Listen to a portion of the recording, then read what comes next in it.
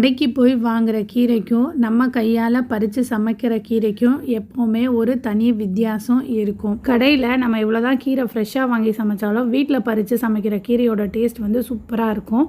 Welcome to நம்ம வீட்டு varieties. எங்கள் வீட்டு ரெசிபிஸ் எல்லாம் ரொம்ப சிம்பிளாகவும் ஈஸியாகவும் டேஸ்ட்டாகவும் இருக்கும். ட்ரை பண்ணி பாருங்கள். தோட்டத்தில் போட்டிருந்த கீரை தான் வந்து பறித்து இன்றைக்கி கீரை குழம்பு செய்ய போகிறோம். நம்ம கடையில் வாங்குற கீரைக்கும் நம்ம பறித்து செய்கிற கீரைக்கும் என்ன டிஃப்ரென்ஸ் இருக்குன்னா, குழம்போட டேஸ்ட்டும் வாசமும் சூப்பராக இருக்கும். நீங்கள் அந்த மாதிரி செஞ்சுருந்தீங்கன்னா கமெண்ட் பண்ணுங்கள், அதோட வாசம் எப்படி இருக்கும், டேஸ்ட் எப்படி இருக்குன்னு. நான் வந்து பொன்னாங்கண்ணி கீரையும் கொஞ்சம் அரைக்கீரையும் இருந்துச்சு, 2 கீரையும் சேர்த்து தான் கடைய போகிறேன். அதே மாதிரி நம்ம நிறைய பல வகை கீரைகள் சேர்த்து குழம்பு வைக்கும் போதும் அதோட டேஸ்ட் வந்து சூப்பராக இருக்கும். கீரை கொஞ்சமாக இருக்கனால கொஞ்சம் பருப்பு கூட சேர்த்துக்கிறேன். ஒரு கை அளவுக்கு பருப்பு சேர்த்துக்கிறேன். இதை கழுவி வாஷ் பண்ணி எடுத்துகிட்டு வந்துடலாம்.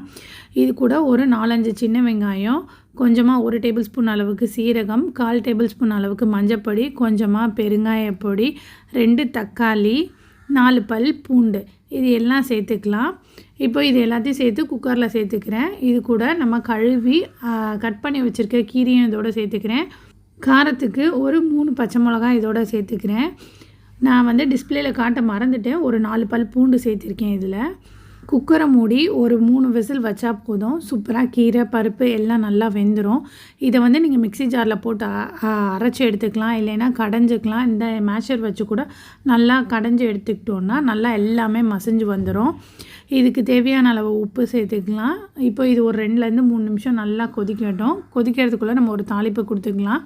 இந்த கீரை குழம்பு வந்து ரொம்ப ரொம்ப ஈஸி, 10 நிமிஷத்தில் செஞ்சு முடிச்சிடலாம்.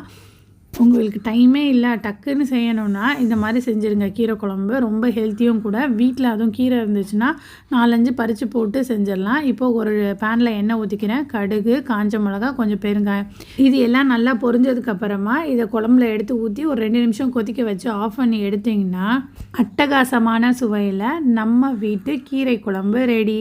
இதை சுட சுட சாதத்தோடு போட்டு குழம்பு ஊற்றி கொஞ்சமாக நார்த்தங்காய் இல்லை லெமன் ஊறுகாவோடு வச்சு சாப்பிட்டோன்னா அட்டகாசமாக இருக்கும். நீங்களும் உங்கள் வீட்டில் ட்ரை பண்ணி பாருங்கள். எப்படி இருந்துச்சுன்னு கமெண்ட் பண்ணுங்கள். இந்த வீடியோ உங்களுக்கு பிடிச்சா லைக் பண்ணுங்கள், சேனலுக்கு சப்ஸ்கிரைப் பண்ணிக்கோங்க.